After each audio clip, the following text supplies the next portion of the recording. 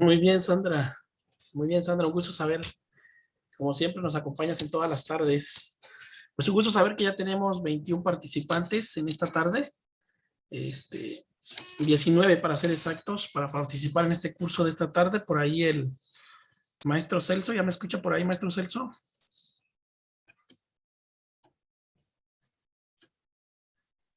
Claro que sí, maestro Abel, buenas tardes. Muy buenas tardes, maestro, bienvenido. Pues bueno, comentarles a nuestros participantes que nos acompañan en esta tarde que este curso es totalmente gratuito, es sin costo. El costo que tienen únicamente es el valor curricular de la constancia. La constancia tiene un costo de 250 pesos para las personas interesadas en adquirir su constancia digital. ¿Sí? Esta constancia se les envía por WhatsApp y tarda en promedio en 10 días en enviárselas. Pues bien, vamos a empezar este curso de esta tarde. Conforme vayan pasando los minutos, se van a ir incorporando. Tenemos un registro de 45 participantes para esta tarde.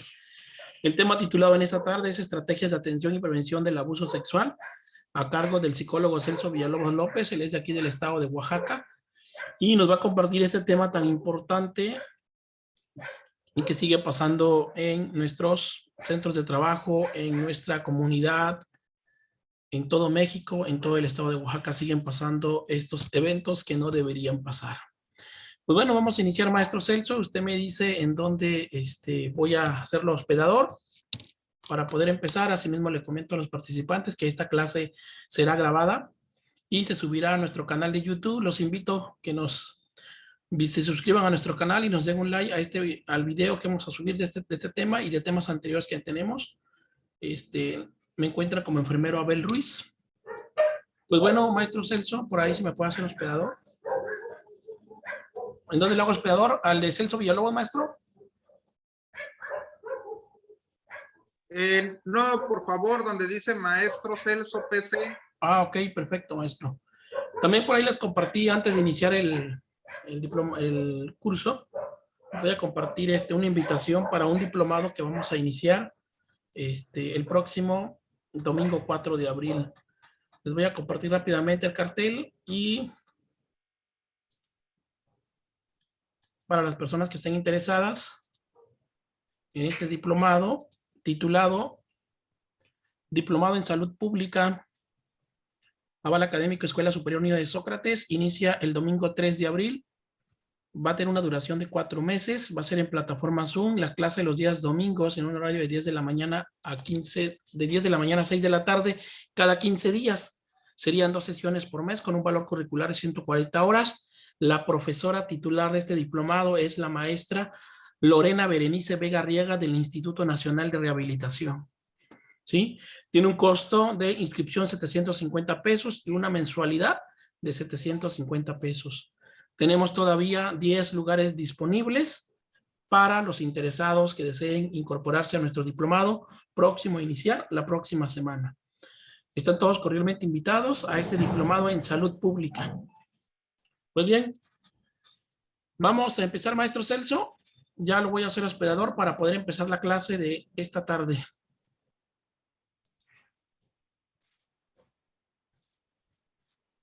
Listo, maestro Celso, ya está. Bienvenido y nuevamente pues agradecer, maestro, agradecer su participación con nosotros, como lo ha hecho en todas las tardes desde el año 2021 hasta el día de hoy, y vamos a seguir trabajando.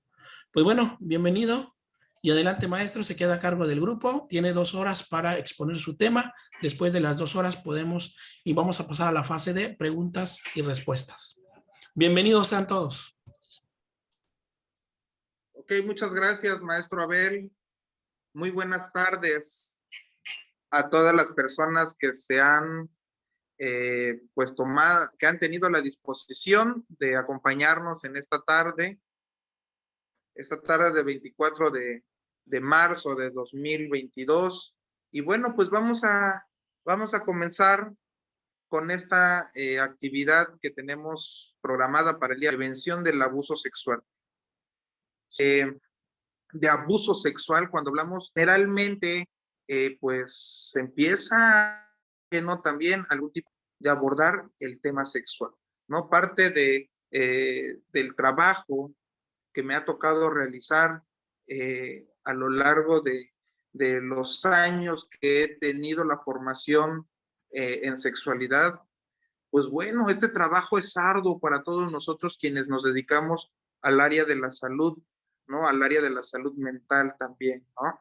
Entonces, es importante que nosotros primero identifiquemos cuáles son, pues, algunos comportamientos, ¿no? Característicos de un menor o de una menor que ha sido abusado sexualmente, ¿no? Recuerdo hace algunos años, cuando me tocó ser pasante de servicio social, ¿no? Estaba yo trabajando en un centro de salud y entonces, pues la unidad, ¿no?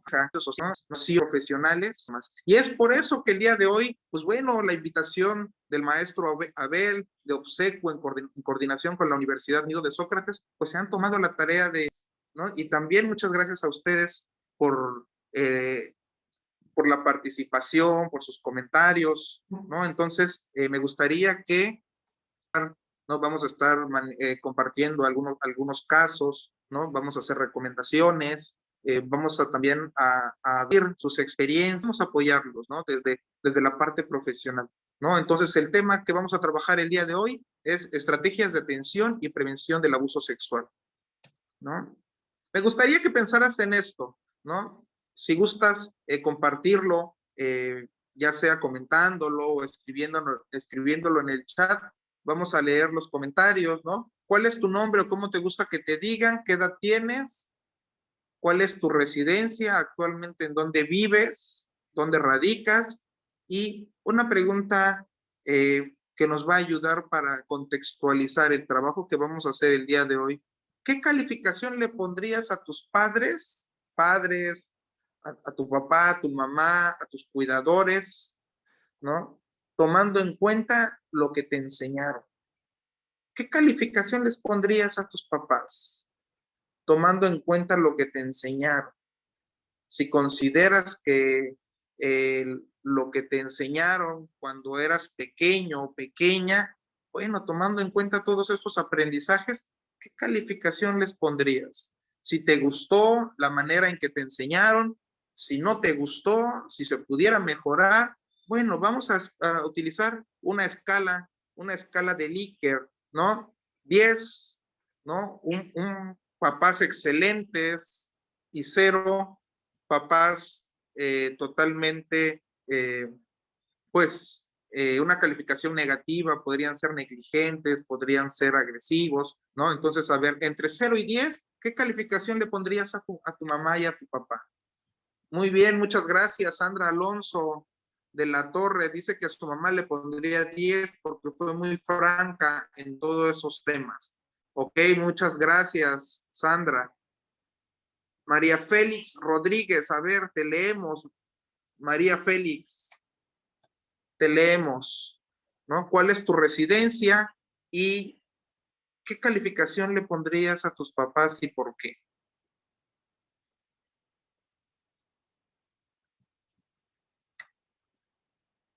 Escuchamos sus comentarios, a ver si alguien quiere hacer uso de la palabra. Adelante.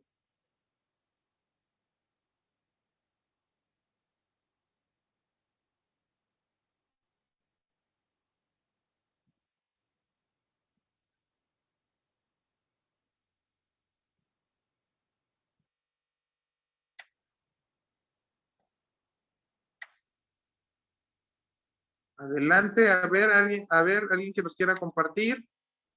¿Qué calificación le pondrías a tus papás, tomando en cuenta todo lo que te enseñaron desde pequeños?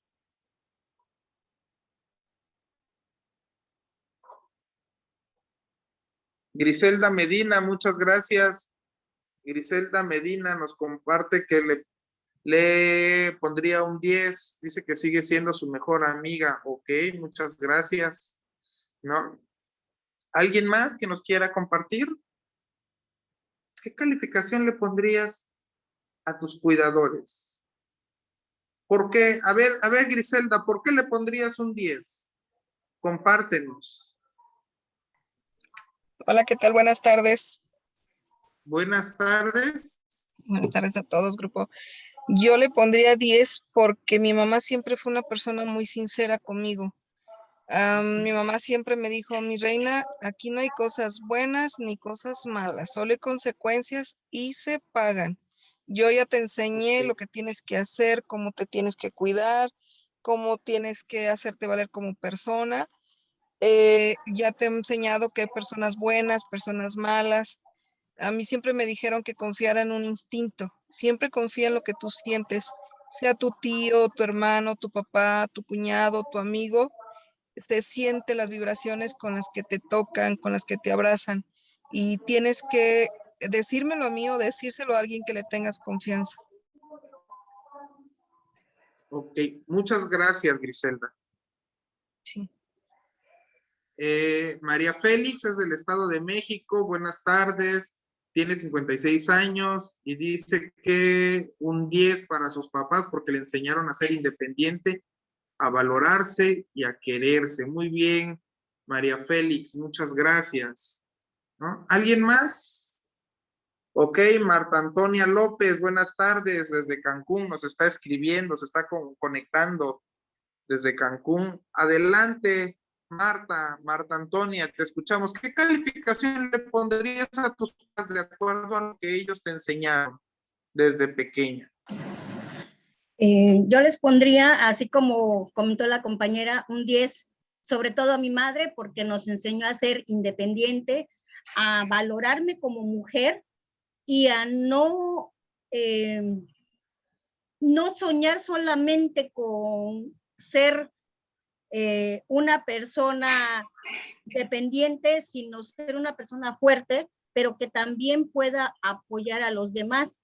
Así enseñó a mis hermanos y todos hacemos de todo, tenemos los distintos roles y somos capaces. Yo te puedo hacer desde una actividad como anteriormente decían, pues masculina, ¿no? Yo puedo hacerte carpintería, electricidad, y mis hermanos cocinan, pueden costurar, pueden barrer, o sea, hacer el quehacer doméstico. Entonces yo a mis padres, insisto, sobre todo a mi madre, porque fue con la que más convivimos por el trabajo de papá, les pondría yo un 10. Ok, muy bien, Marta. ¿Te gustó la forma en la que te enseñaron, Marta Antonia? No precisamente, porque, pero entiendo que también eran sus tiempos, sus momentos, y tenían ideas, pues, las de su momento, ¿no? En donde los padres tenían que ser la autoridad total y como hijos teníamos que respetar y nada más era a veces con la mirada que sabíamos que, que teníamos que hacer. Papá era muy rígido y sí hubo en algún momento cierta violencia hacia los varones, pero hacia nosotras las mujeres nunca hubo pues ningún tipo de violencia, ¿no? Lo que podía darnos, nos lo daban, lo que no también nos decían, pues hay que trabajarle y te ayudamos. Ok, muchas gracias, Marta Antonia. Así como nos han compartido estas experiencias de qué calificación les pondrían a sus papás, fíjense que es muy interesante cuando esto lo abordamos con padres de familia, ¿no? Porque, por ejemplo, como hijos, evaluamos a nuestros papás como papás, ¿no? Independientemente de que si tuvieron una técnica, una enseñanza, ¿no? Nuestros papás aprendieron a ser padres desde el ejemplo que tuvieron ellos en su casa, en su crianza. Entonces, toca elegir si quiero repetir el mismo patrón con el que me educaron o si quiero hacer algo que me hubiera gustado, ¿no? Entonces ahí empezamos a hablar de necesidades, ¿no? Esto es muy importante porque cuando hablamos del abuso sexual es indispensable identificar necesidades.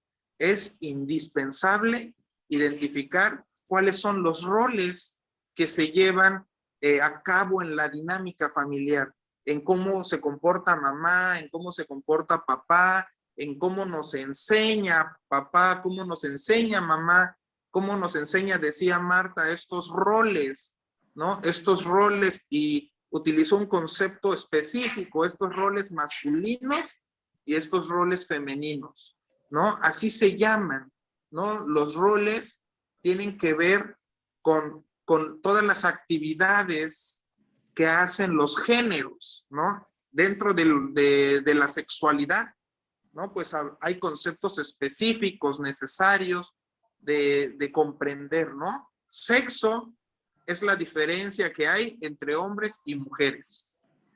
Género, pues el género es el masculino y es el femenino, ¿no? Los roles de género son los comportamientos que van a tener los sexos, ¿no? Entonces estos comportamientos van a ser masculinos y van a ser femeninos, ¿no? Entonces, imagínense desde la concientización de estos conceptos específicos sobre sexualidad, es que arranca toda una educación que recibimos en casa de parte de papá y de mamá, ¿no? Ok, ajá, entonces les decía yo, es importante que nosotros identifiquemos estos conceptos. Fíjense que algo que me ha llamado mucho la atención desde que trabajo con médicos y el personal de enfermería, es que personal médico y de enfermería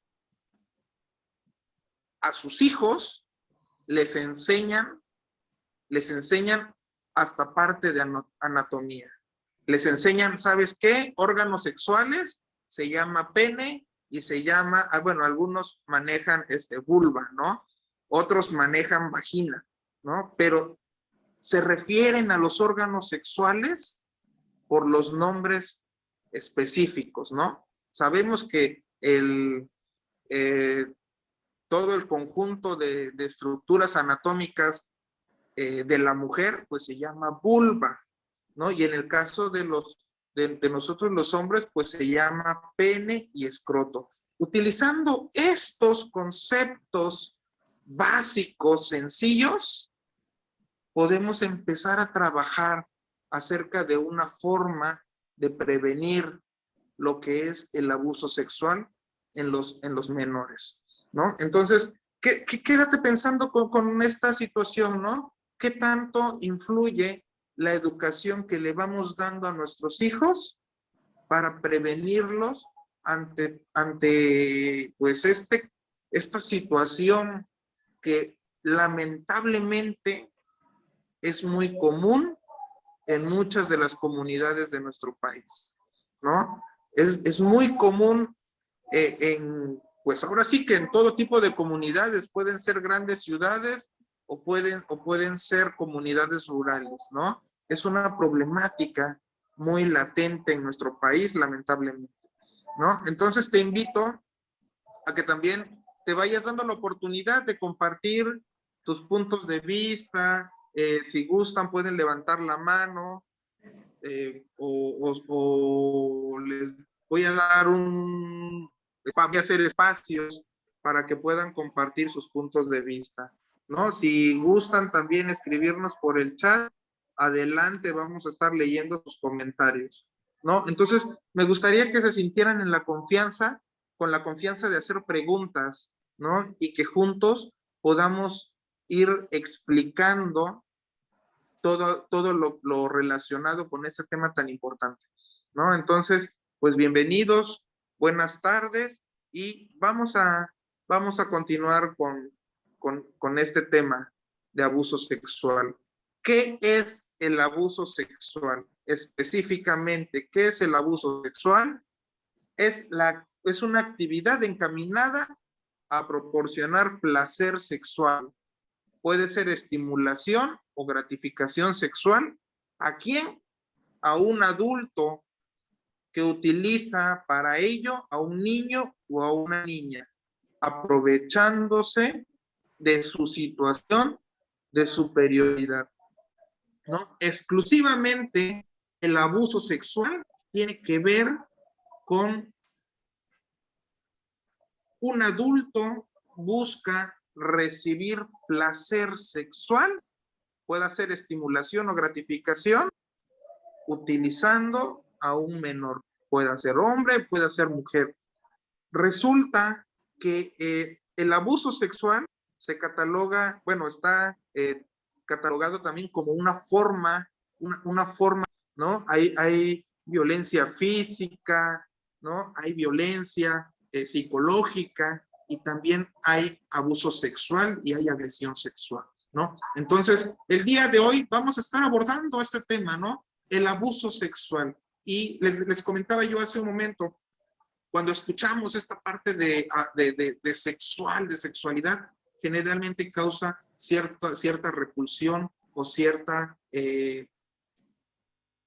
pues sí, cierta repulsión, ¿no? O tiene que ver también con toda una cultura que nos rodea. Sí, se dice que nosotros los mexicanos utilizamos mucho la sexualidad para reírnos, para hacer chistes, pero también es muy cierto que cuando hablamos de temas de sexualidad, de abordar la temática con hijos, con padres, con maestros, con alumnos, entonces causa mucho conflicto, ¿no?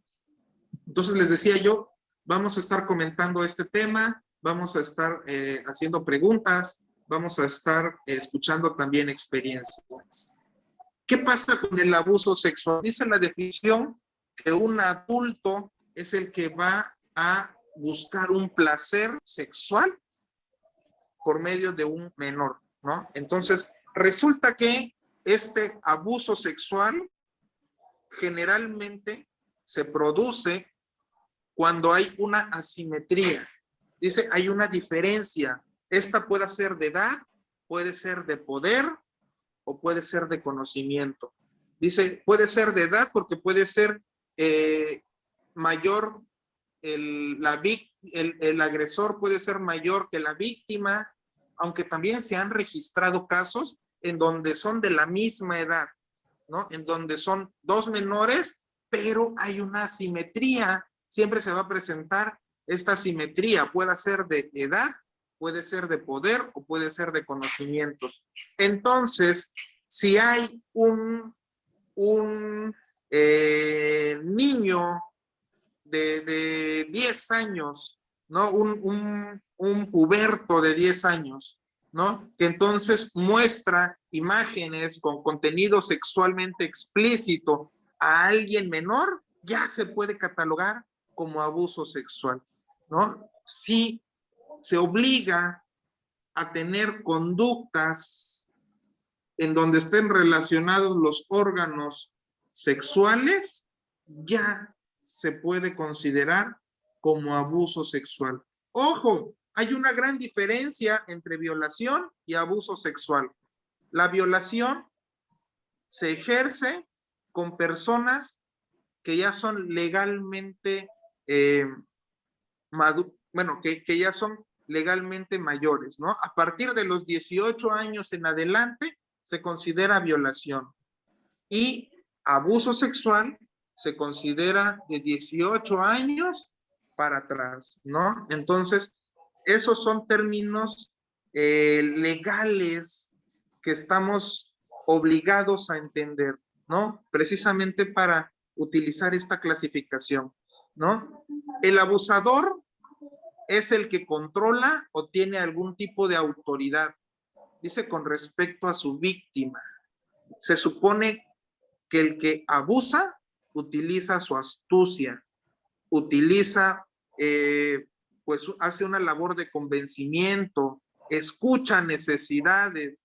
Generalmente los abusadores estudian el perfil de sus víctimas, identifican sus necesidades, identifican sus debilidades y entonces se aparecen como unos supuestos salvadores, se aparecen como unos supuestos, pues sí, como personas que van a satisfacer las necesidades inmediatas de los niños, ¿no? Entonces, es importante que nosotros identifiquemos estas características específicas del abusador, ¿no? Generalmente va a haber un poder, va a haber una autoridad, ¿no?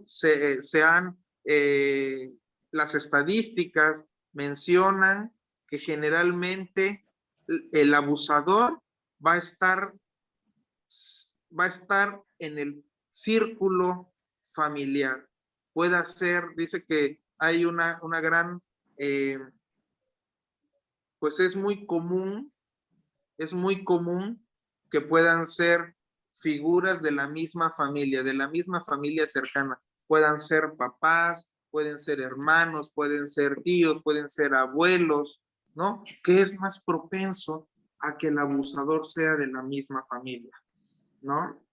Hay factores de riesgos específicos, ¿no? Por ejemplo, dentro de estos factores de riesgo que yo les decía, que el abusador va a estar estudiando cuáles son las necesidades de los niños, ¿no? Dice, uno de los factores de riesgo, cuando el niño vive sin alguno de sus progenitores, ¿no?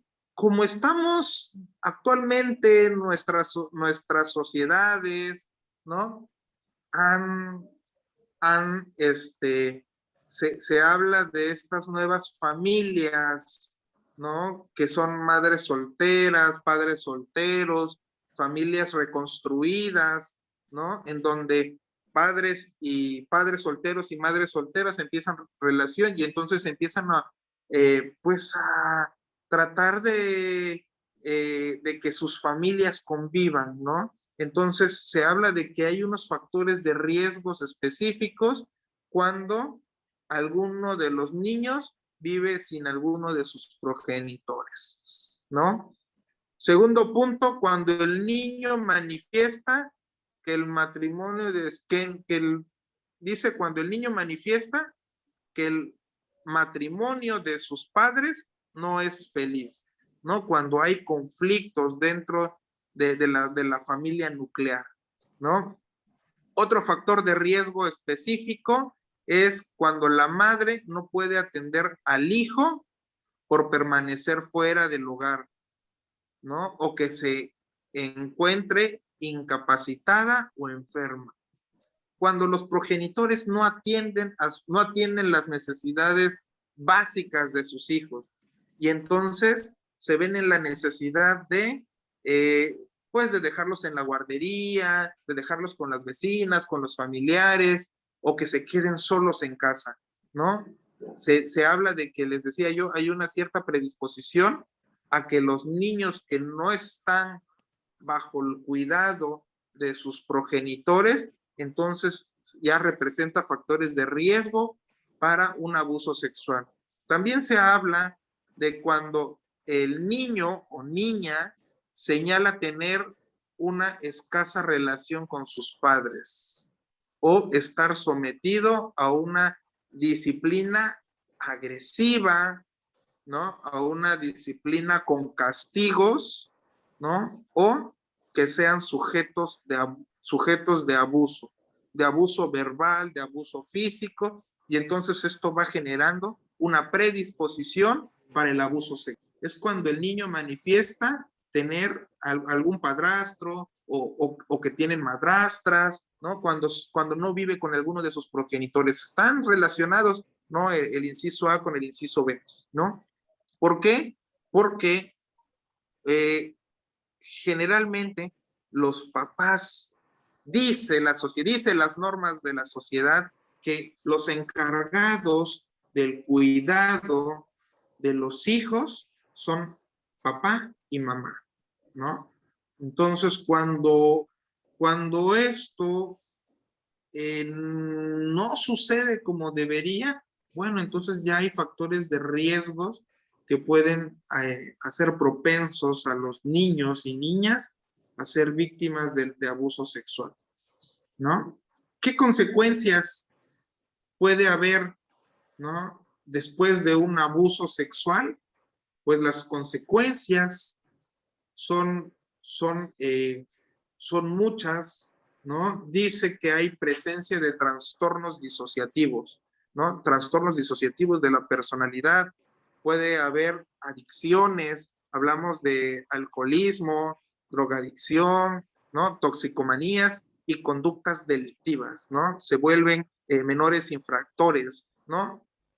Dice, hay graves problemas también en cuanto al ajuste sexual. Hay conflictos en su orientación sexual, hay conflictos en su expresión, en sus preferencias sexuales, ¿no? Y también se puede desencadenar trastornos depresivos y llegar al suicidio. Vemos que hay muchas consecuencias muy graves, muy agresivas, ¿no? Para nuestros menores, ¿no? Les decía yo, estos trastornos disociativos de la personalidad, ¿no? La personalidad de los niños se empieza a fragmentar, ¿no? Y entonces es un mecanismo que sirve para protegerlos en los momentos de trauma, ¿no? Vamos a estar también considerando este concepto de trauma, ¿no? Entonces, ya hablamos de factores de riesgo, ya hablamos de la definición de abuso sexual, ya hablamos de los factores de riesgo y ya estamos hablando acerca de las consecuencias, todo aquello que sucede después de un abuso sexual, ¿no? Pueden desencadenarse una serie de trastornos que tienen que ver con la salud mental, ¿no? Y lamentablemente con la salud mental de los menores, de los pequeños de casa, ¿no? ¿Cómo es el comportamiento de los agresores? Les decía yo que como hay una asimetría de edad y de conocimiento, entonces el agresor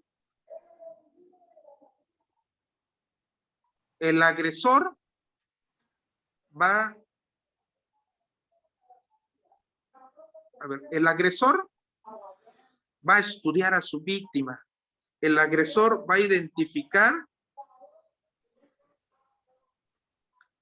el agresor va a estudiar a su víctima, el agresor va a identificar cuáles son los aspectos, las necesidades que el infante, que el menor no recibe de sus cuidadores, y entonces por ahí va a entrar, ¿no? Entonces dice que este comportamiento de los agresores sexuales, se habla de que hay un ciclo de la agresión, un ciclo de la violencia. Quienes han sido criados en ambientes sumamente agresivos, entonces van a aprender esta agresión y la van a ver con normalidad. Entonces, un agresor va a considerar la violencia como algo común, como algo cotidiano, ¿no? En su vida diaria. Entonces, va a insultar, va a golpear, va a lastimar, ¿no? Va a hacer comentarios agresivos, ¿no? Pero recuerden que también hay otro tipo de agresión, que es la agresión simbólica, en donde no se insulta, no se dice, pero hay una negligencia, hay una ausencia de padres también, ¿no? Hay una negligencia en todos esos comportamientos que no se satisfacen, ¿no? Ok, hay indicadores, les decía yo, hay indicadores de abuso sexual. Estos indicadores pueden ser físicos, pueden ser emocionales y pueden ser conductuales, ¿no? Estos indicadores, por ejemplo, los indicadores físicos, pues van a haber golpes, van a haber moretones, van a haber laceraciones y heridas en las áreas genitales, ¿no? De los menores, ¿no? Se han presentado casos de niñas de niños que tienen lesiones anales, o por ejemplo niñas que tienen lesiones vaginales, ¿no? Que tienen infecciones, ¿no? Que tienen infecciones, niñas que tienen infecciones vaginales, niños que tienen desgarros, ¿no? Desgarros anales. Por supuesto que hay insomnio, hay enuresis, encopresis, ¿no? Es una de las manifestaciones más específicas, ¿no? Cuando hay abuso sexual, ¿no? Que los niños se hacen popó, ¿no? Que los niños o niñas se orinan en las noches, ¿no? Se orinan en las noches en su cama, ¿no? En el lugar en donde duermen, ¿no? Hay terrores nocturnos, hay un miedo a la separación, ¿no? Hay comportamientos que tienen que ver con ansiedad por separación, que está catalogado también como un trastorno, ¿no? Como un trastorno infantil, ¿no? Entonces, hay un conjunto de indicadores de abuso sexual. Estamos hablando de los físicos, ¿no? Hay golpes, hay amenazas, hay comportamientos, ¿no? Esto los vamos a hablar ahorita en los conductores, hay comportamientos específicos, ¿no? Estos indicadores físicos son exclusivamente de que hay lesiones. Hay lesiones en el ano, hay lesiones en la vagina, hay infecciones en la boca, en la garganta, hay comportamientos específicos de los niños y niñas, ¿no? En estos indicadores emocionales, bueno, los indicadores emocionales, hay una serie de situaciones conductuales y emocionales que vamos a estar revisando, ¿no?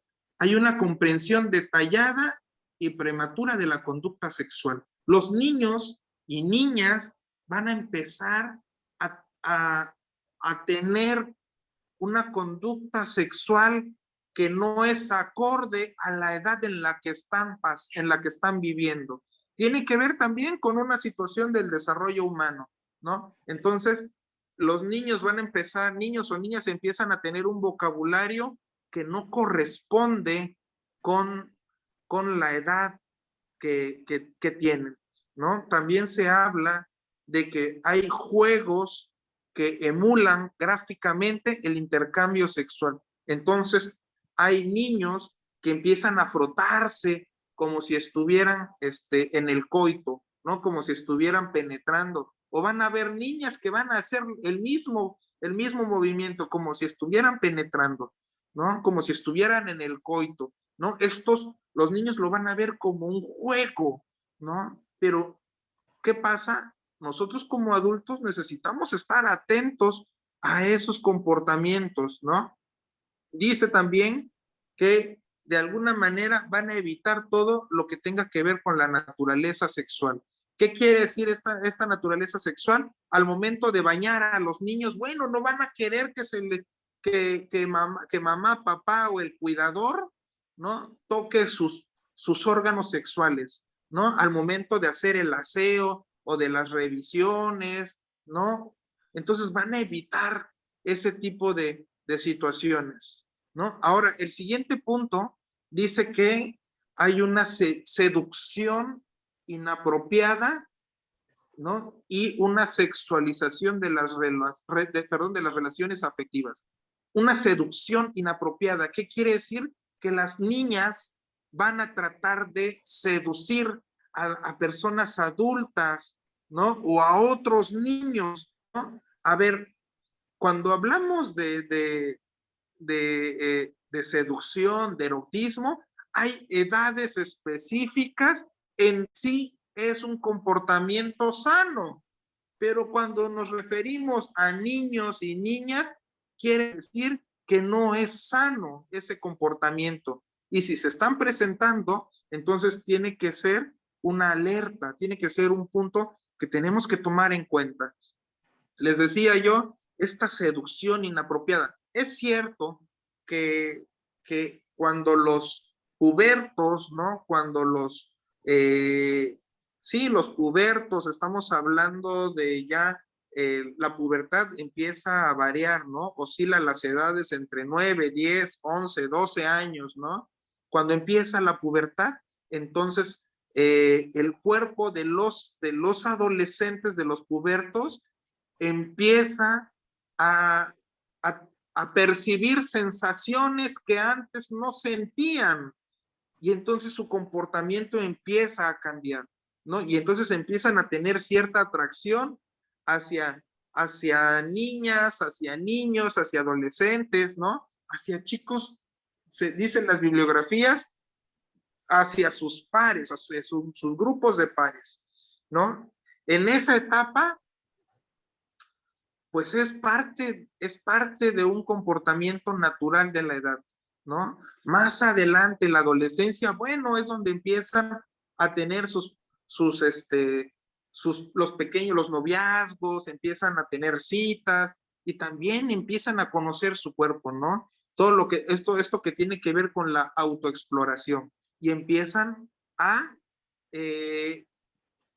con la masturbación, ¿no? En la adolescencia, aceptable. Dice la bibliografía que sexualmente a esa edad empieza ese comportamiento sexual. Pero ¿qué pasa cuando hay niños menores de 9, 10 años, cuando hay niños que empiezan a tener estas conductas masturbatorias, que empiezan a tener estas conductas seductivas hacia adultos o hacia cualquier persona que les demuestre tantito afecto, ¿no? Me ha tocado trabajar con casos de niños, de niñas que luego quieren besar en la boca a sus familiares, ¿no? Puede ser o bien del sexo opuesto o pueden ser de su mismo sexo, pero empiezan a tratar de reproducir comportamientos que no son adecuados para su etapa de desarrollo, ¿no? Entonces, mucho ojo con esta situación. Algo también que es necesario identificar, les decía yo, estas conductas masturbatorias. Hay niños que utilizan almohadas, ¿no? Una experiencia de un consultante que decía, mamá, voy a ir a caballar. Y entonces agarraba y jugaba con una almohada y se la ponía entre las piernas. Y entonces empezaba a brincar como si estuviera, como si fuera un jinete. Pero ¿qué decía este comportamiento? Ese comportamiento lo que hacía era provocaba un placer sexual al momento de hacer una fricción entre el pene del menor, ¿no? Por supuesto que no llegaba a una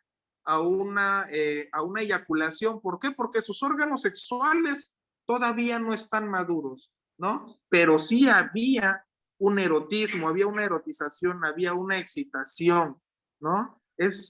Ustedes no me van a dejar mentir, hay niños que entonces ya se estimulan su cuerpo, su pene, y entonces ya tienen erección, ¿sale?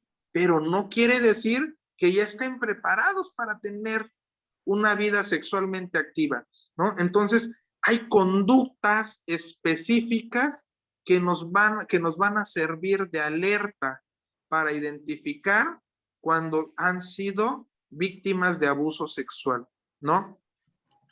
Una conducta, bueno, les decía yo, esta sexualización de las relaciones afectivas, ¿no? Hay un concepto que ha estado saliendo muy de moda, ¿no? Con todas estas situaciones sociales que hemos estado viviendo, ¿no? La hipersexualización de los niños y de las niñas, ¿no? Y este afán de vestir a los niños y a las niñas con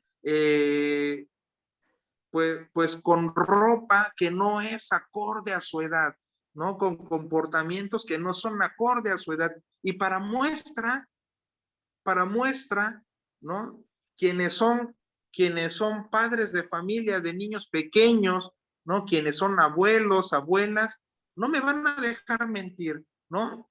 ponga antes en los cumpleaños de los niños, se ponían canciones de Cepillín, ¿no? Se ponían canciones de las vocales, ¿no? Músicas infantiles, ¿no? Pero ¿qué pasa ahora, ¿no? En los cumpleaños recientes, ¿no?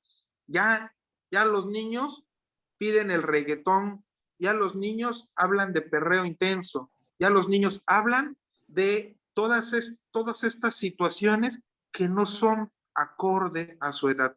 Y entonces es muy común ver en el internet videos de niños bailando con movimientos sexualizados, ¿no? Con movimientos de cadera, con movimientos de todo el cuerpo que son hipersexualizados, ¿no? Otro punto también, hablando de esta hipersexualización, es, por ejemplo, el vestir, les decía yo, a los niños y niñas con ropa que no está acorde a su etapa de desarrollo. Y entonces, ¿por qué le ponen zapatillas a las niñas pequeñas? ¿Por qué les ponen ropas que son muy ajustadas? ¿Por qué les ponen ropas que son muy cortas, ¿no? Y que esto va hipersexualizando, va haciendo que tengan un despertar de su sexualidad que no es acorde a la edad y a la etapa que están viviendo. ¿Sale? Conductas agresivas,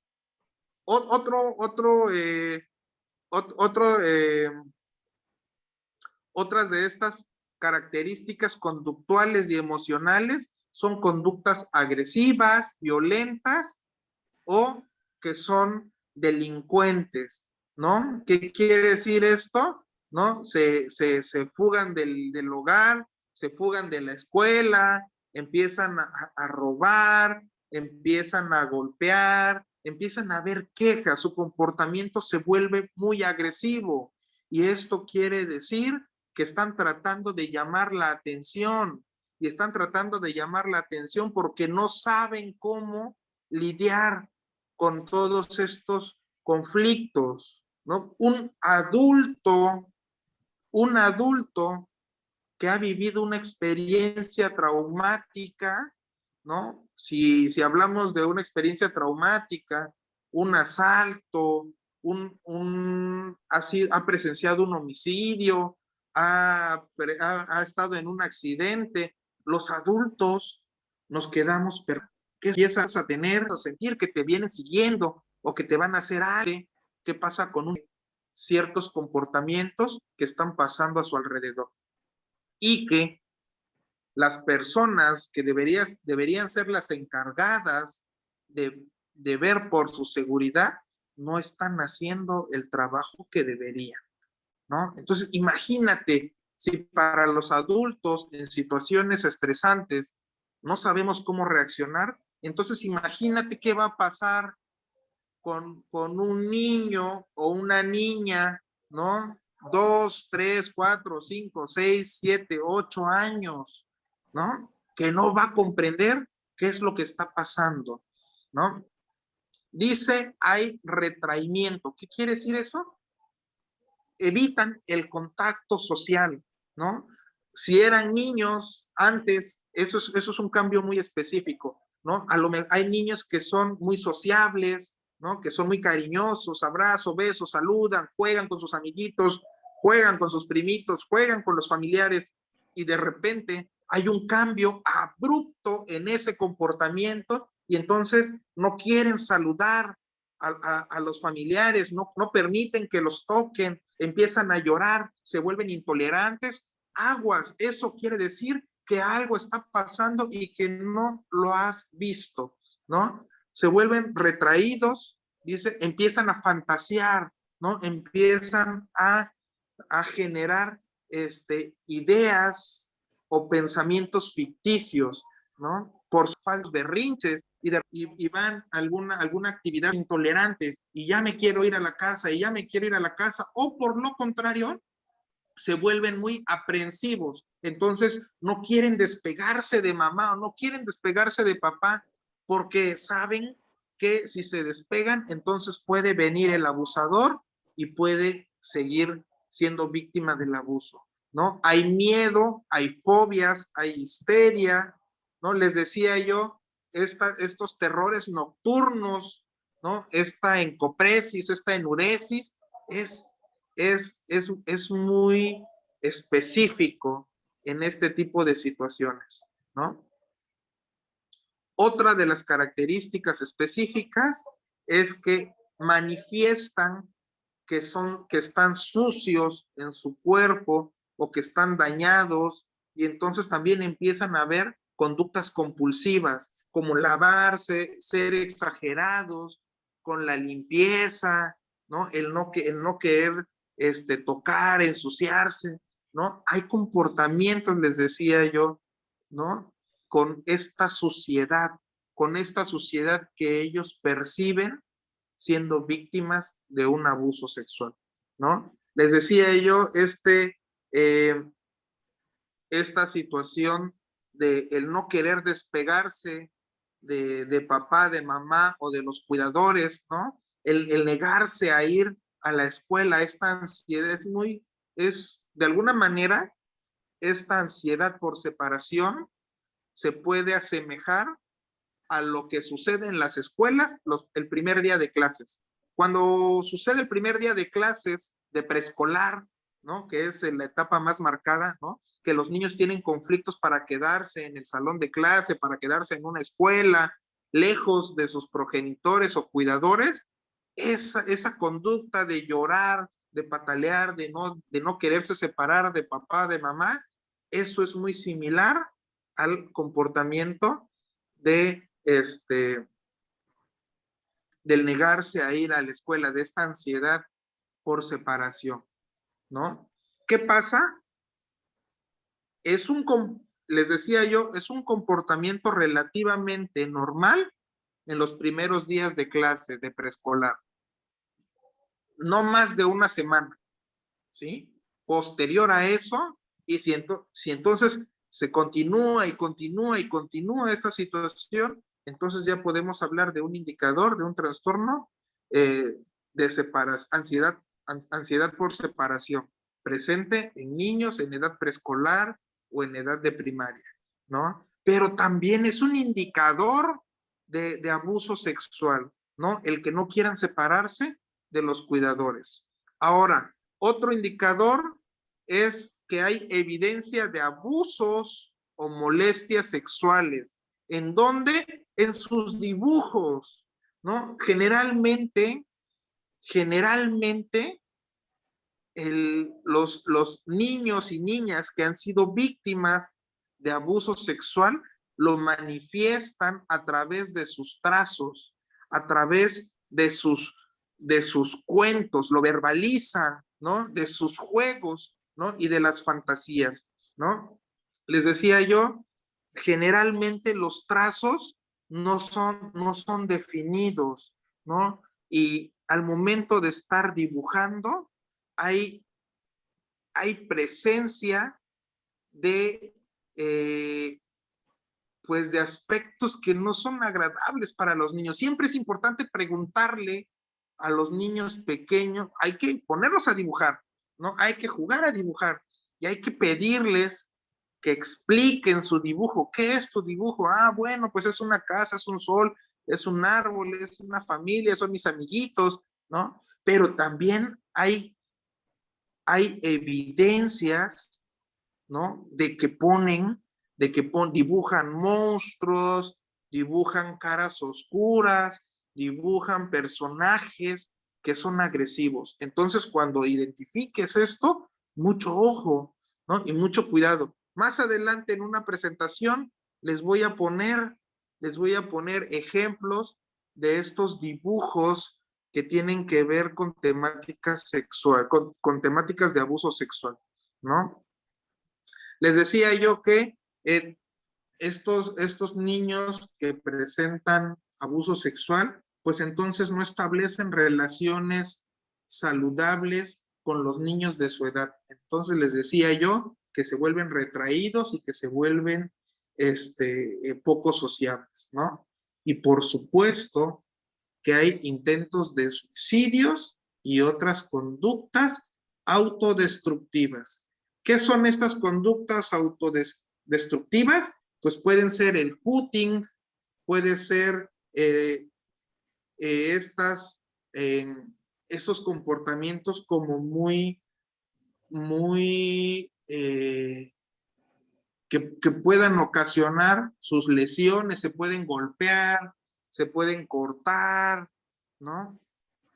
Hasta llegar al suicidio, ¿no? ¿Por qué? Porque el infante no encuentra una forma de cómo resolver el conflicto que está viviendo, ¿no? Hasta acá con estos indicadores de abuso sexual físicos y emocionales. ¿Alguien tiene alguna duda? ¿Alguien quiere hacer algún comentario? Vamos a darles la oportunidad de que nos compartan, ¿no? ¿Qué han visto ustedes en el trabajo? ¿Qué experiencias tienen acerca de estos indicadores de abuso sexual? ¿Alguien que nos quiera compartir? ¿Los escuchamos o los leemos por medio del chat?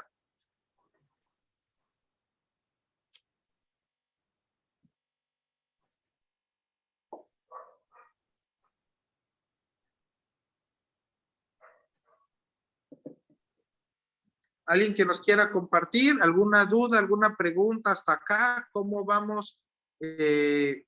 ¿Alguna pregunta sobre lo que hemos estado abordando?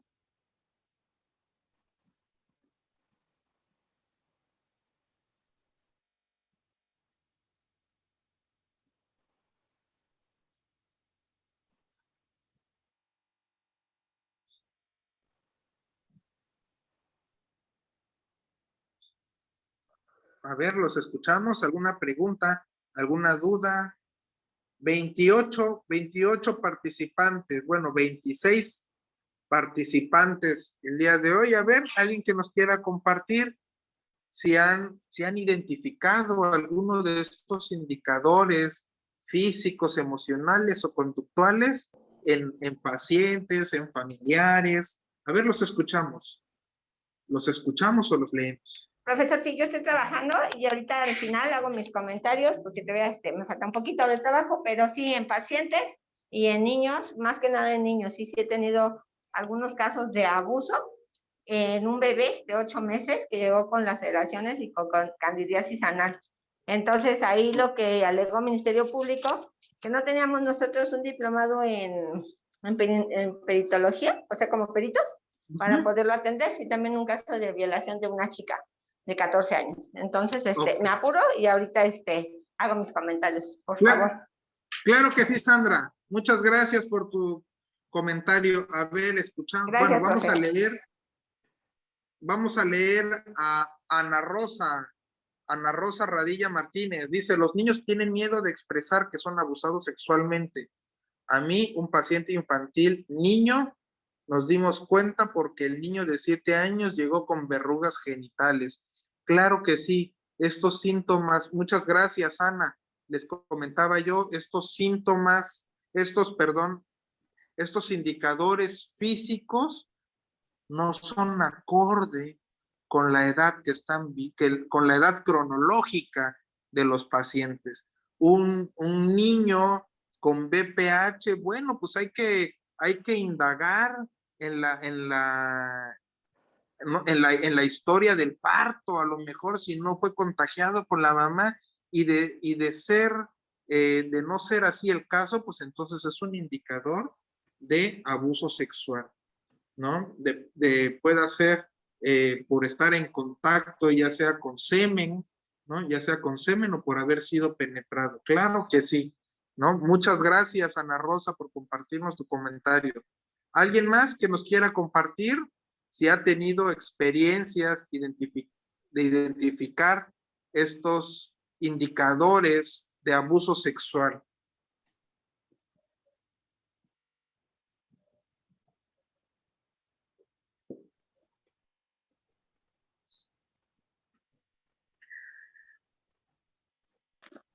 Ok, muchas Maestro, buenas gracias. tardes.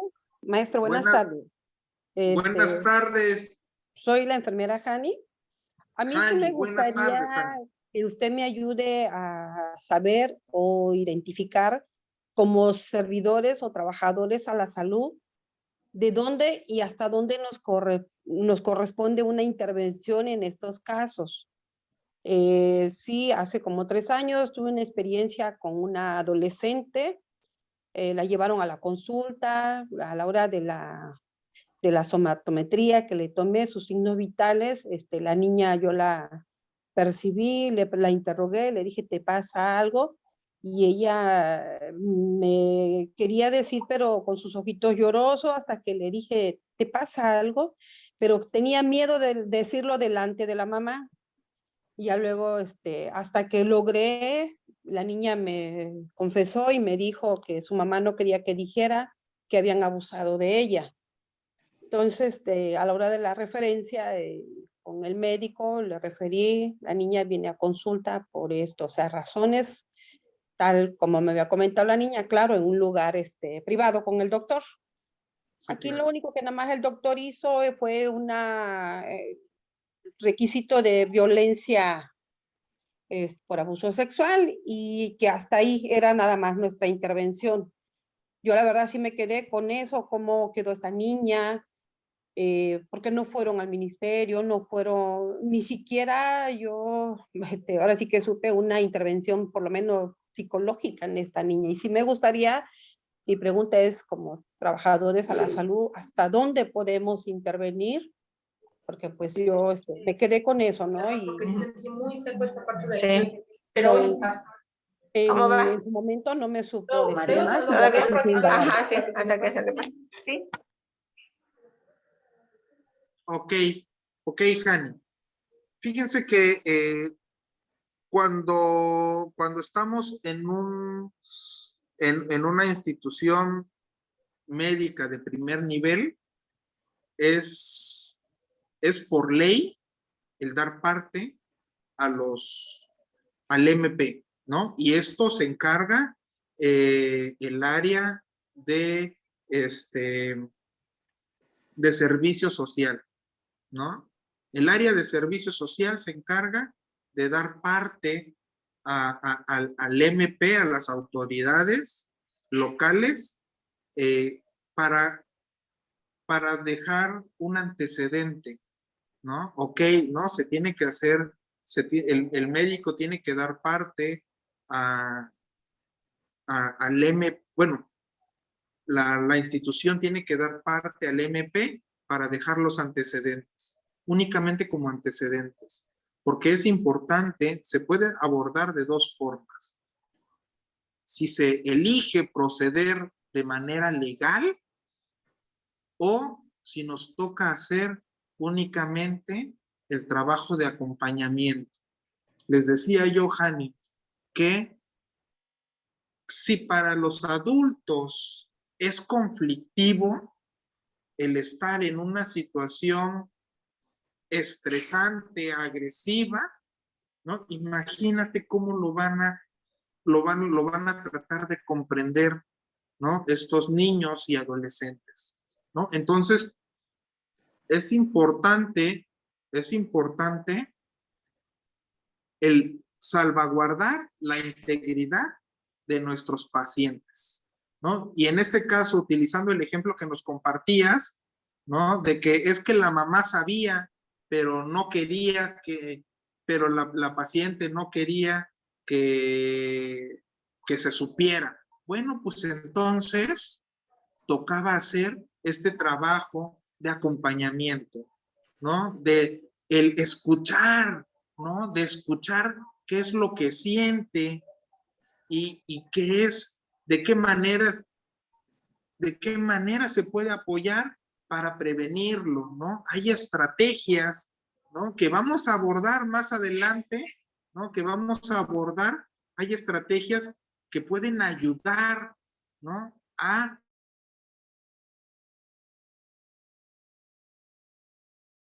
Maestro, perdón, aquí ¿sí? yo, ahora sí que mi debilidad en ese momento, porque pues yo accedí al médico como responsable de la unidad a darle a conocer, pero yo percibí que a la hora de pasar a la consulta, percibí que como que no le contó nada a la mamá al médico, porque pues yo vi que salieron como un paciente más, ¿no?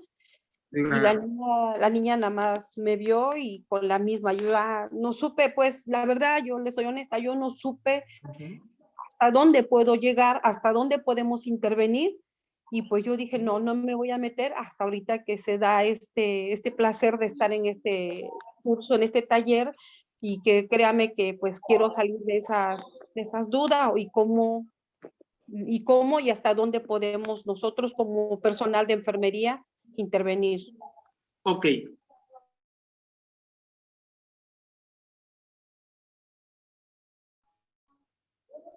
Si tenemos las herramientas necesarias para el abordaje, hay que hacerlo. Y si no, nos toca canalizarlo. Si en el centro de en la clínica, en el hospital, en donde estás trabajando, hay servicio de psicología, hay que canalizarlo.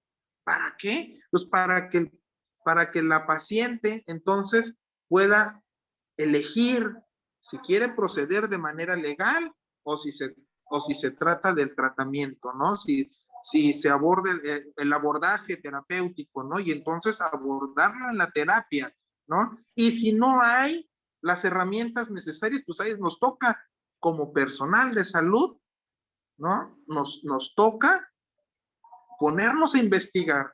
Actualmente hay un sinfín de bibliografías que abordan de abordaje del abuso sexual. Ojo, les decía yo, abuso sexual se cataloga de 17 años para abajo. De 18 años para arriba, estamos hablando de una violación. El abuso sexual es de 17 años con 11 meses. De 17 años con 11 meses para abajo es abuso sexual, ¿no? Entonces, nos toca hacer ese abordaje. En muchas clínicas, en muchos centros de salud, ¿no?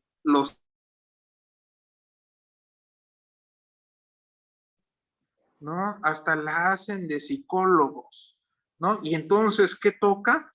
Pues que el paciente aprenda a expresar, ¿no? Que aprenda a expresar ese enojo, ese miedo, que lo exprese y nosotros le enseñemos que hay formas diferentes, que si papá o mamá están permitiendo ese tipo de acciones, ese tipo de comportamientos, no quiere decir que todos los cuidadores van a comportarse de la misma forma.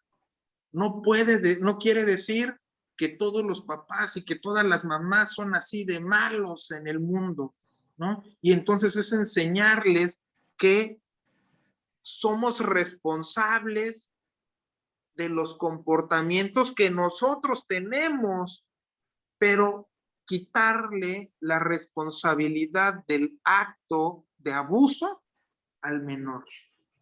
¿Por qué? Porque el adulto es el adulto abusador es el responsable de ese abuso, de esa agresión sexual, ¿no? Y que los niños y niñas, niñas, pubertos y adolescentes son víctimas. ¿Qué quiere decir eso? Que no cuentan con las estrategias para evitarlo. No es responsabilidad de la víctima ser abusado. Ese es el punto número 1 a trabajar, ¿no? Y entonces vamos a estar abordando algunas estrategias que diseñé específicamente para que lo trabajemos en este momento, ¿no? Entonces, es importante, uno, es hacer el trabajo de contención, escuchar a nuestros pacientes y a nuestras pacientes. Si hay el servicio de psicología, pues adelante, canalizarlo. Y si no, nos toca investigar para que podamos dar una atención de calidad, ¿sí? A nuestro paciente, ¿no? Aún siendo víctima de abuso sexual. Porque lamentablemente enfermeros y médicos de, ¿cómo le llaman en sector salud? De núcleos básicos, ¿no? Todos estos enfermeros y enfermeras son la primera línea de ataque para la promoción de la salud mental, ¿no? Entonces, no se trata de decir, no tengo las herramientas. Es indispensable buscar actividades. Hay mucha bibliografía. El Internet ahorita nos dota es una herramienta muy poderosa para disipar las dudas, ¿no? Entonces, es necesario prepararnos, seguirnos preparando para brindar una atención de calidad. Muchas gracias, Yanni, por tu comentario. ¿Alguien más que nos quiera compartir sobre estos indicadores? Gracias, maestro. Muchas gracias. ¿Alguien más que nos quiera hacer algún comentario acerca de los indicadores de abuso sexual?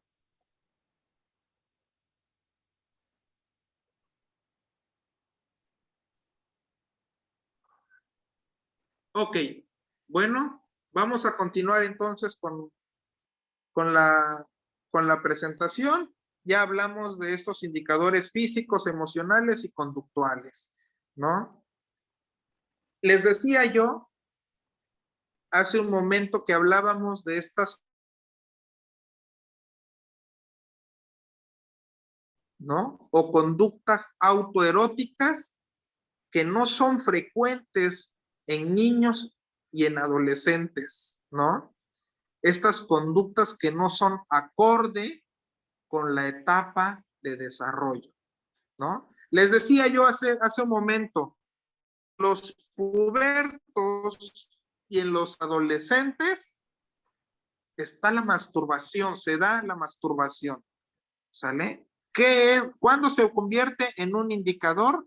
Cuando es una masturbación compulsiva, ¿sí? ¿Qué quiere decir esto? Que no es meramente para recibir un placer sexual, ¿no? No es para erotizarse, ¿no? Sino es un comportamiento que va tornándose más autoagresivo, ¿no? La masturbación es la conducta de estimular los órganos sexuales externos, ¿no? En el caso del hombre es el pene. En el caso de las mujeres, pues es la estimulación de labios mayores, labios menores, clítoris e introito vaginal, ¿sale? Entonces, esta masturbación, ¿cuándo no es saludable? Cuando se vuelve compulsivo, cuando se vuelve un acto compulsivo, ¿no? Otra conducta es estas conductas, dice, sexualmente inapropiadas para cualquier edad, ¿no? Les decía yo, los niños que empiezan a frotar sus órganos genitales, ¿no? Hay niños que se sientan en las piernas, ¿no? Y empiezan a frotarse, ¿no? Este juego del caballito, ¿no? Y que se sientan en las piernas y empiezan a frotarse. Hay comportamientos que son saludables hasta cierta etapa, ¿no? Y entonces, cuando ya no se presentan en la etapa, es cuando se convierte en un indicador.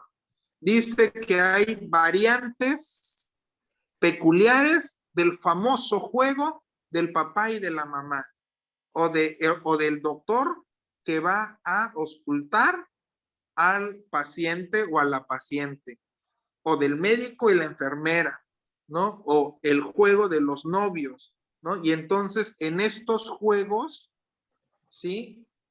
Es donde los niños empiezan a tener estas conductas, ¿no? Conductas sexualmente inapropiadas, ¿no? Estas conductas en donde empiezan a besar, buscan besar la boca de otros niños, en donde buscan tocar, ¿no? Los genitales, ¿no? Niños y niñas, ¿no? Por eso les decía yo, este famoso juego del papá y de la mamá, bueno, es un indicador. Por supuesto que sí tiene que ver con juegos de roles, ¿no? Pero es importante que como padres de familia estemos siempre al pendiente de las actividades que realizan nuestros hijos, ¿no? Es cierto que sí, a la comidita, se juega a la comidita, se juega al trabajo, que el doctor, la enfermera que va a inyectar, bueno, pero hay comportamientos que nosotros como adultos tenemos que estar observando y tenemos que estar pendientes, ¿no? De hasta dónde deja de ser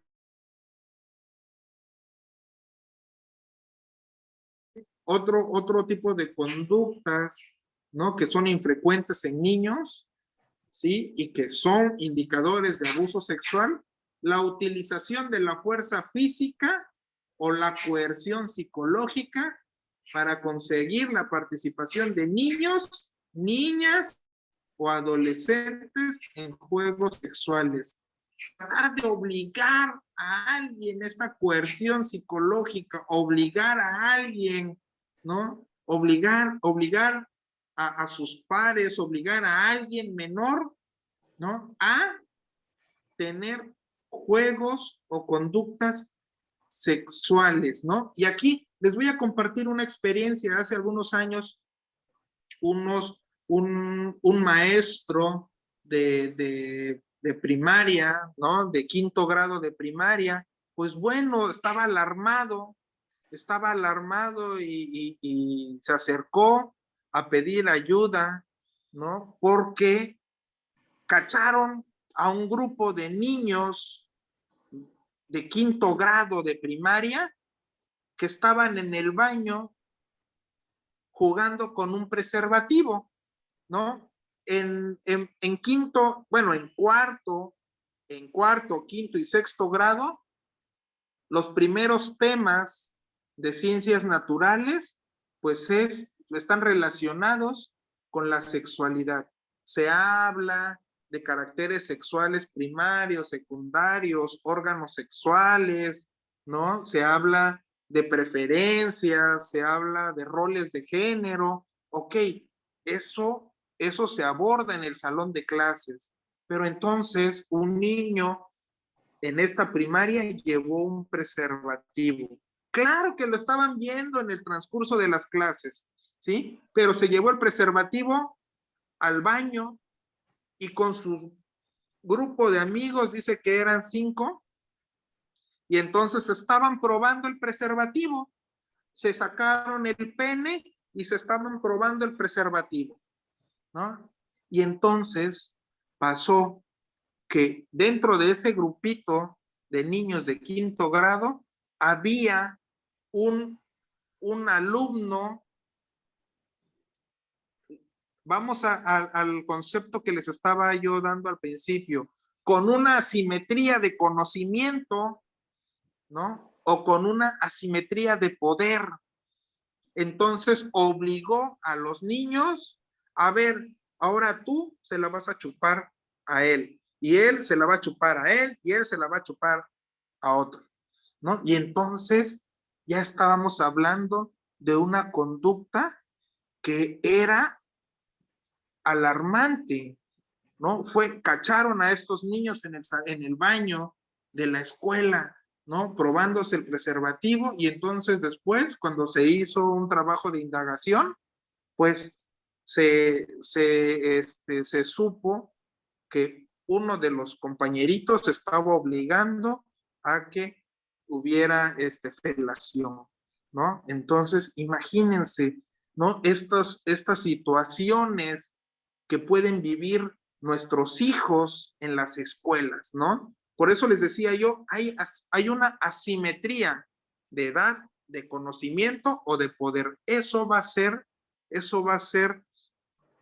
básico en el abuso sexual, ¿no? Que se puede obligar a alguien más, ¿no? Entonces, ¿qué se hizo? ¿Qué se hizo?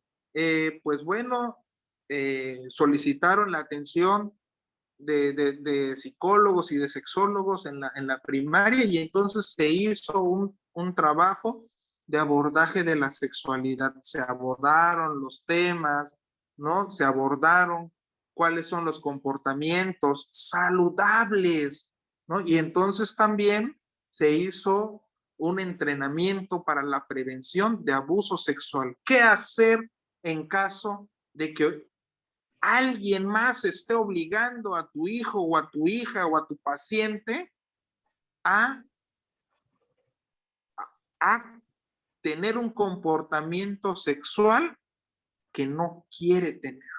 ¿Sale? Hay estrategias, ¿no? Y entonces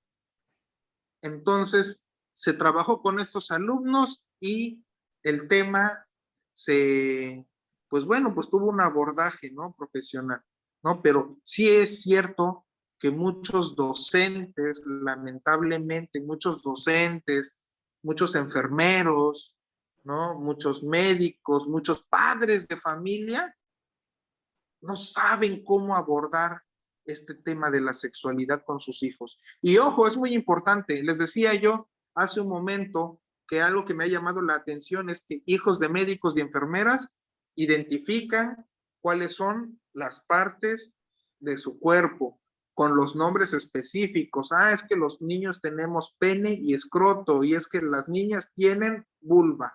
Eso es un punto básico para la prevención. ¿Por qué? Porque si más adelante le preguntas a alguien, oye, ¿y dónde te tocó? Es que me tocó ahí. Hace algunos casos, hace algún tiempo, trabajamos con un caso legal en donde había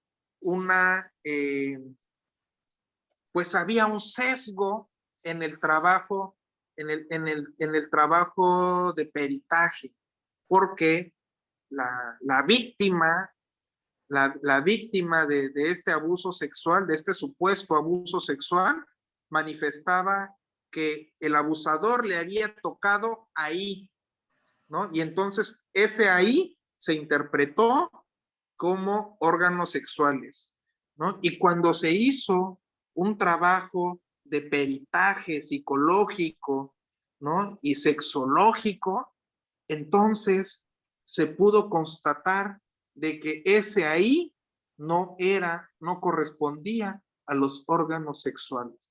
Y entonces todo esto hizo que hubiera un sesgo en un trabajo legal, ¿no? Entonces es importante el enseñar los nombres específicos de las estructuras de los órganos sexuales del cuerpo humano.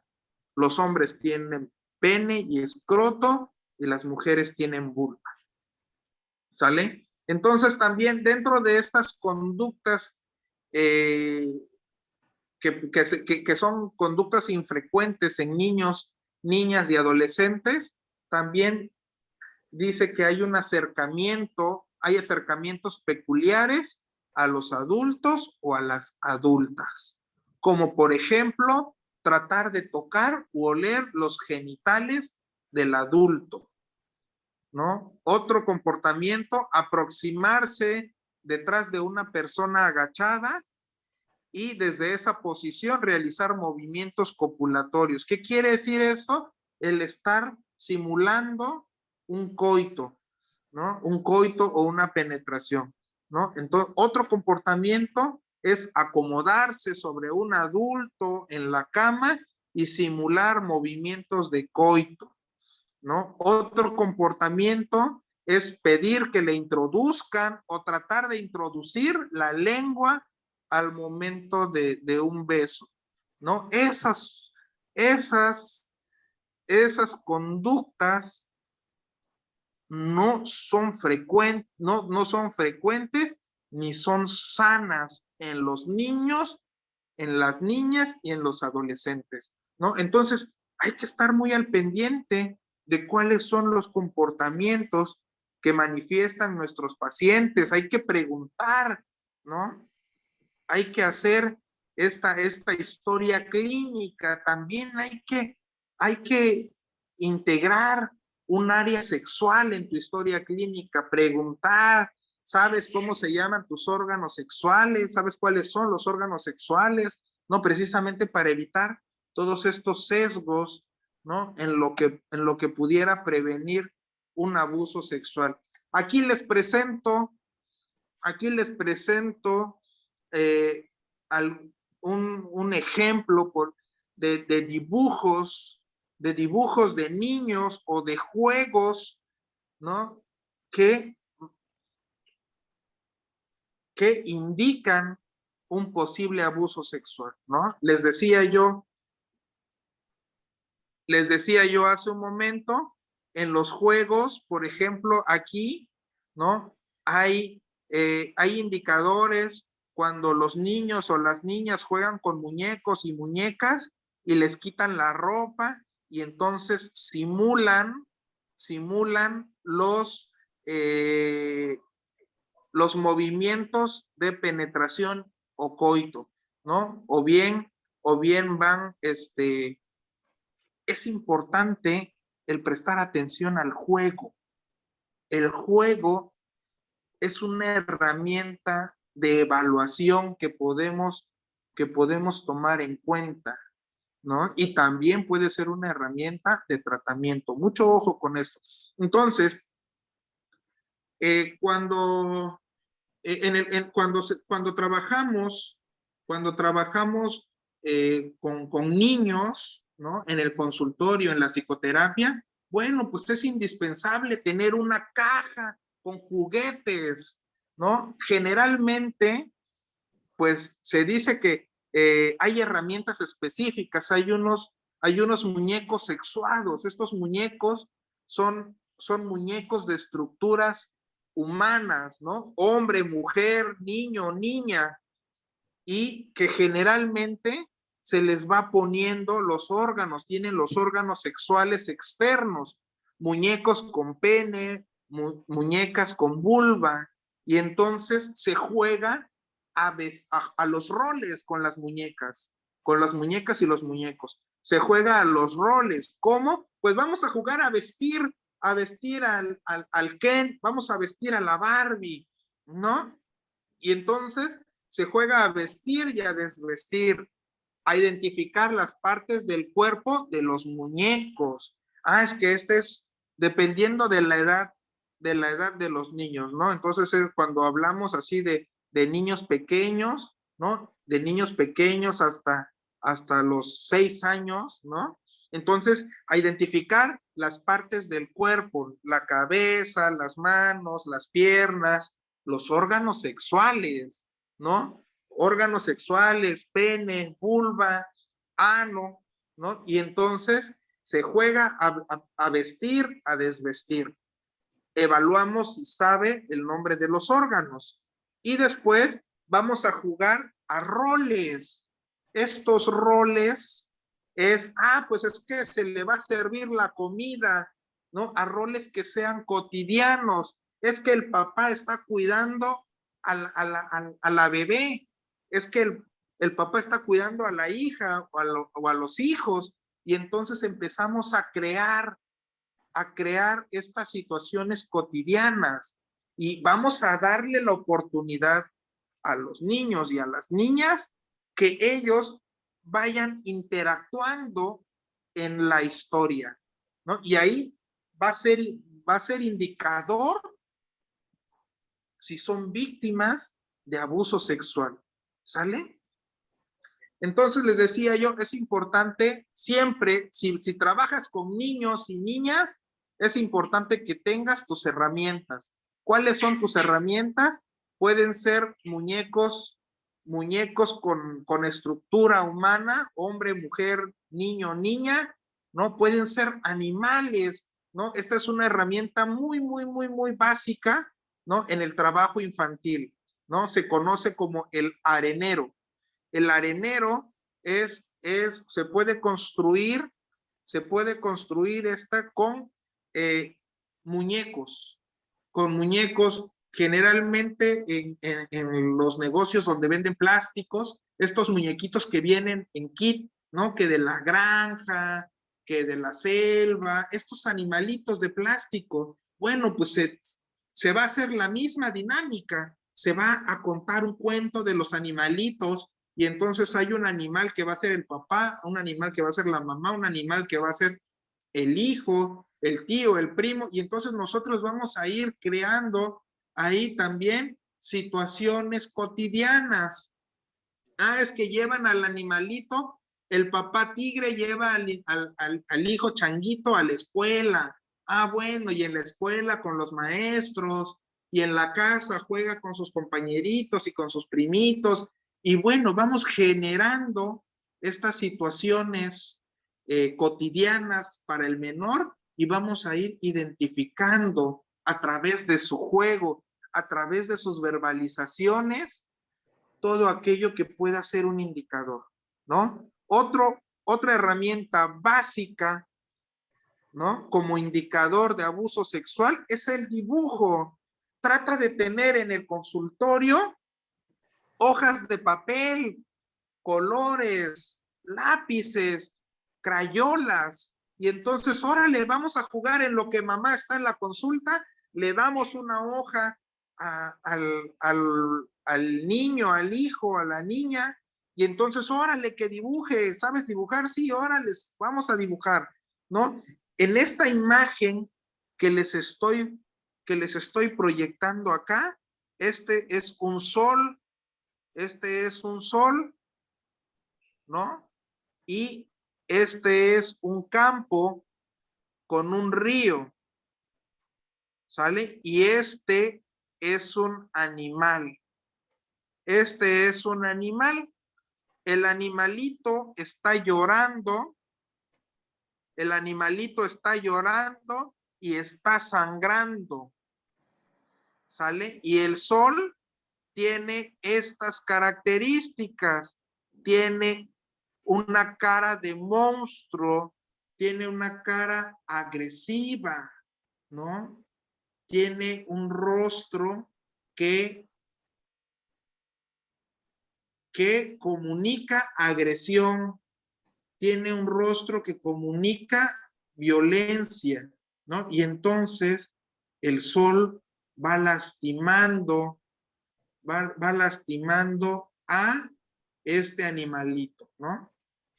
Cómo a través, o sea, le damos una hoja de papel a los niños y que dibujen, ¿no? Pues que, y toca integrarnos a la dinámica de dibujar, ¿no? ¿Y qué vas a dibujar? Y entonces empezamos a preguntar, ¿y ese sol? Bueno, es que voy a dibujar un sol, bueno, y es que, ¿qué color le vas a poner? Es que el color así, el color allá, ¿no? Y vamos preguntando, ¿qué significa este sol? ¿Qué significa este animalito? ¿Qué animalito es? ¿No? ¿Y cómo se llama el animalito? ¿No? Y entonces vamos identificando indicadores de posible abuso sexual. ¿En dónde? En el consultorio, al momento que los pacientes llegan a consulta médica, al momento que se le toman los signos vitales a la mamá, ¿no? En ese momento ya estamos haciendo alguna intervención. ¿Hasta aquí alguna pregunta?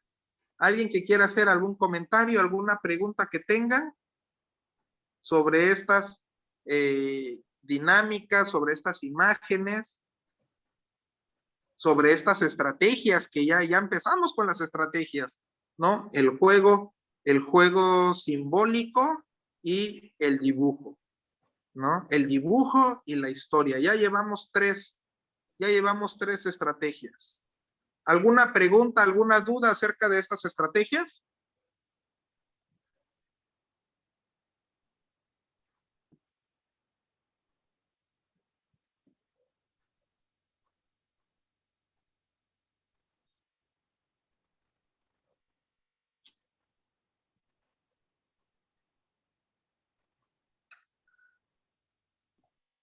¿Alguna duda, algún comentario que tengan acerca de estas estrategias que ya compartimos?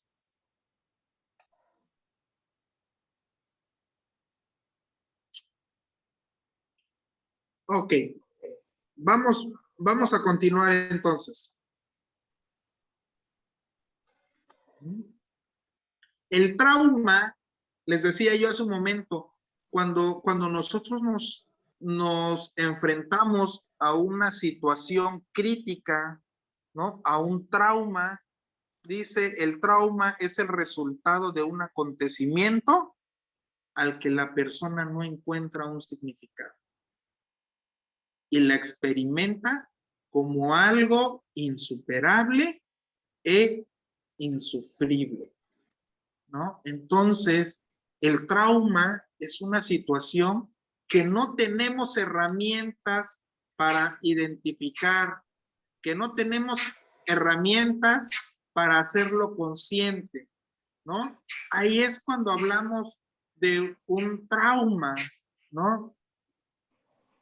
Finkelhorn y Brownie en 1985 definieron la dinámica traumagénica como aquella que altera el desarrollo cognitivo y emocional de la víctima. ¿Cuál es el resultado de esta alteración cognitiva y emocional? Pues que hay una distorsión del autoconcepto. ¿Qué es el autoconcepto? Es lo que pienso acerca de mí mismo, ¿no? Y el autoconcepto forma parte de la autoestima, ¿no? ¿Qué es la autoestima? Pues bueno, si mi autoconcepto es negativo, si mi autoconcepto es pobre, entonces voy a tener una autoestima baja, ¿no? Si esta distorsión, ¿no? Ojo, el abusador se enfoca en destruir el autoconcepto de cada uno, de destruir el autoconcepto de su víctima. ¿Por qué? Porque es importante para el abusador que la víctima se vuelva dependiente de, ¿no? Entonces el abusador va a utilizar el miedo y va a utilizar la agresión para seguir abusando sexualmente de su víctima. Y entonces ahí es donde escuchamos estas historias en donde el abusador le dice a los infantes, ¿sabes qué? Si tú le dices a alguien, voy a matar a tu papá, voy a matar a tu mamá. Y como los niños perciben esa agresión, entonces, por supuesto que creen que el abusador puede dañar, a sus familiares. Esa es una característica muy importante, ¿no? De cómo se va generando el trauma, ¿no? El trauma, les decía yo, tiene que ver con una alteración del pensamiento y de las emociones. Y entonces esto va a distorsionar el autoconcepto y la autoestima de la víctima, ¿no? Dice la vista del mundo y las habilidades afectivas, ¿no? Entonces, vamos a poner un ejemplo. Imagínate que el papá es el abusador, ¿no?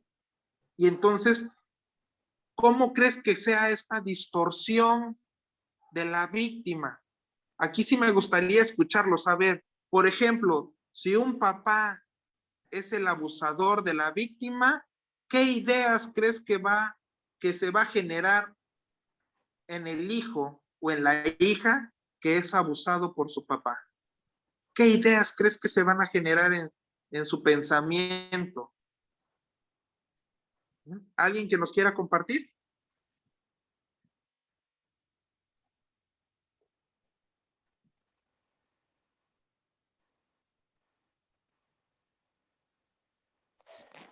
Bueno, mi participación sería, maestro, yo siento que sería un poco confundible en el menor, porque el menor nunca va a pensar que el papá le va a hacer daño o la mamá le va a hacer daño.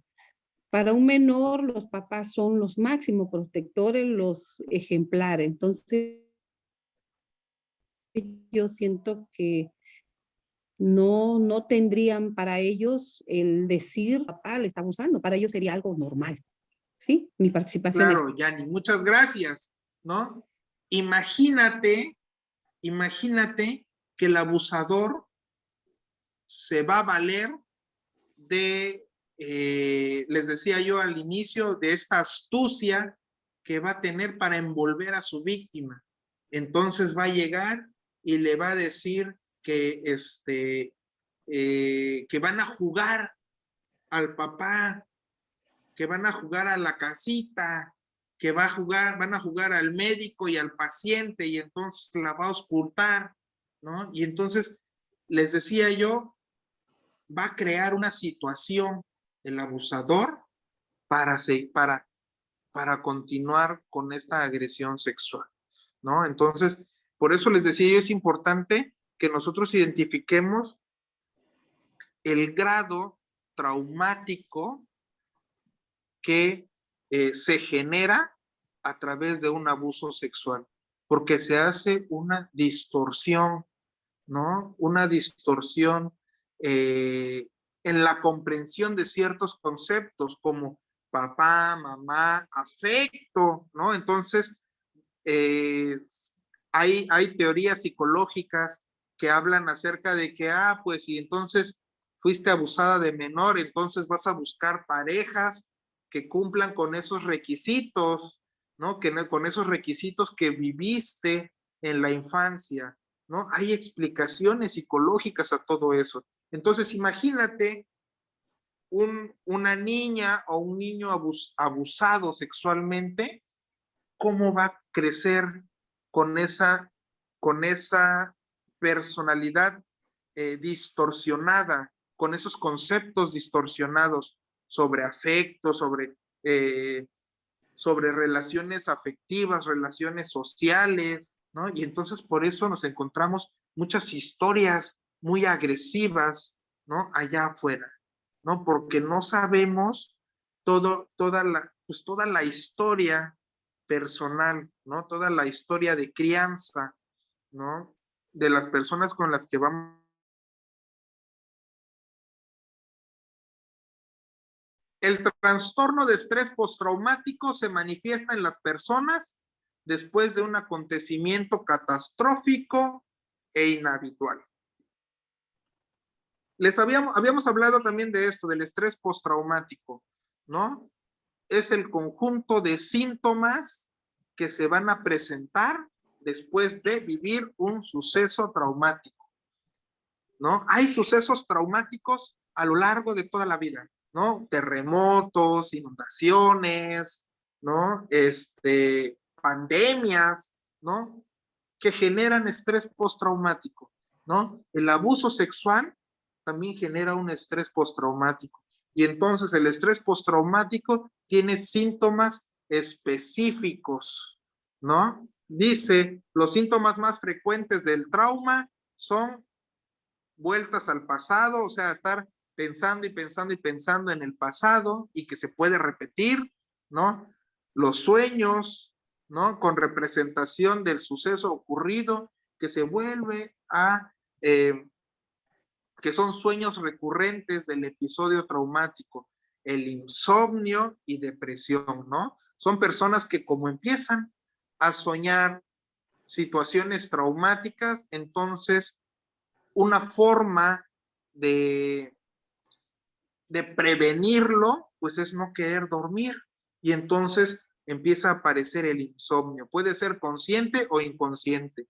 Y cuando hablamos de periodos, pues ya largos y patológicos de insomnio, una persona que no duerma una semana, entonces ya estamos hablando de una situación de trastorno de ansiedad generalizada, estamos hablando de intentos suicidas, estamos hablando de una depresión severa, ¿no? Hay personas en el consultorio, nos han llegado casos de personas que han experimentado episodios de insomnio demasiado largos, y entonces me decía un paciente en la consulta, es que el psicólogo dice, yo lo que quería era tratar de dormir, y entonces empecé a consumir medicamentos para dormir y quería tomarme toda la caja para que yo durmiera, ¿no? O quería golpearme la cabeza o quería matarme para así poder descansar, ¿no? Son efectos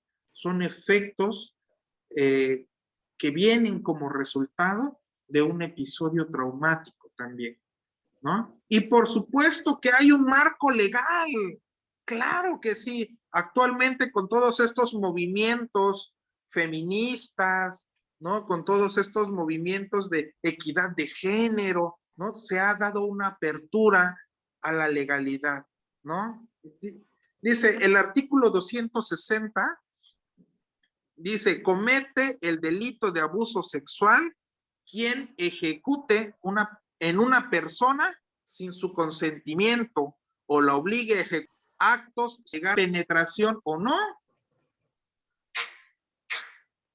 ya se cataloga como abuso sexual, ¿no?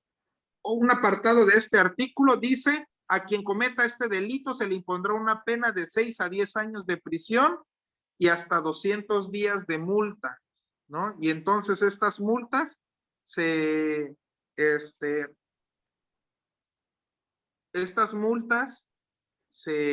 estipulan por las UMAS, ¿no? Y entonces estamos hablando de salarios mínimos, ¿no? Y se habla de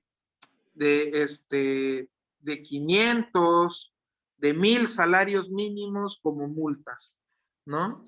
Para efectos de este artículo dice, se entiende por actos sexuales los tocamientos o manoseos corporales obscenos, o los que representen actos explícitamente sexuales u obliguen a la víctima a representarlos. ¿Qué quiere decir esto? Si tú le muestras material con contenido sexualmente explícito a un menor, eso ya es catalogado como abuso sexual. Si tú, en otras palabras, si tú le muestras pornografía a un menor, estamos hablando de abuso sexual.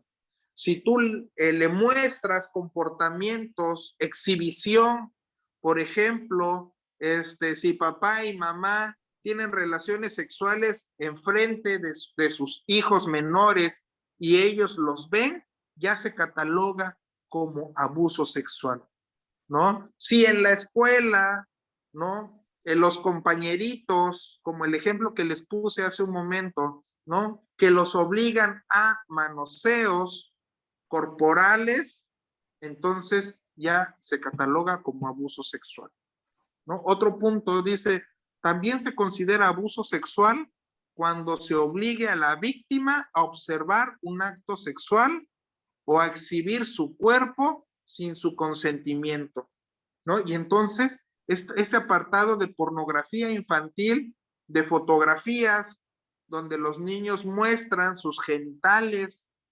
entonces se considera también abuso sexual, ¿no? Y por supuesto que está catalogado como delito en nuestro país. El artículo 261 dice, a quien cometa el delito de abuso sexual en una menor de 15 años de edad o en una persona que no tenga la capacidad de comprender el significado del hecho, aún con su consentimiento, o que por cualquier causa no pueda resistirlo o la obligue a ejecutarlo en sí o en otra persona, se le impondrá una pena de 6 a 13 años de prisión y hasta 500 días de multa. ¿Qué quiere decir esto?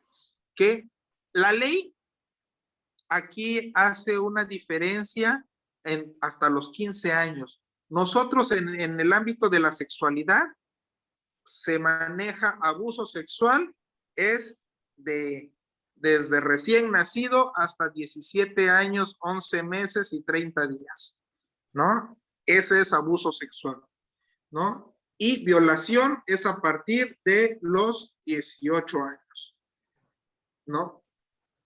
Pero para términos legales es hasta los 15 años. De 15 años para atrás es abuso sexual. Y entonces ahí viene una serie de conceptos legales que se utilizan ahí. Entonces ya se habla de pederastas, ya se habla de agresores sexuales, y entonces castiga, ¿no? ¿Qué dice? Cuando se obliga, ¿no? ¿A qué? Dice, a cualquier comportamiento que tenga que ver con su consentimiento o sin su consentimiento, ¿no? Que tenga que ver con la sexualidad. El artículo 266 bis habla de las penas previstas para el abuso sexual y la violación. Se aumentará hasta en una mitad en su mínimo y máximo cuando, o sea, son situaciones que puedan ocasionar que se incremente que se incremente la pena cuando el delito fue cometido con la intervención directa o inmediata de dos o más personas, o cuando ha sido por papá, mamá, hermanos, tutor, padrastro o pareja de la madre, ¿no? Eso quiere decir, dice, si el delito fuere cometido por un ascendiente contra su descendiente, o sea, entre papá e hijo o hija. Contra aquel, dice, el hermano contra su colateral, o sea, hermano con hermana, dice, el tutor o cuidador contra su pupilo, ¿no? Abuelito, abuelita, tío, tía, ¿no? O por el padrastro, o por amacio de amaciato, o por la pareja de la mamá, o por la pareja del papá, ¿no? Entonces, dice contra su hijastro o hijastra. Además de la pena de prisión, el culpable perderá la patria potestad, la tutela, ¿no? En todos casos en que se ejerciera contra la víctima. Otro punto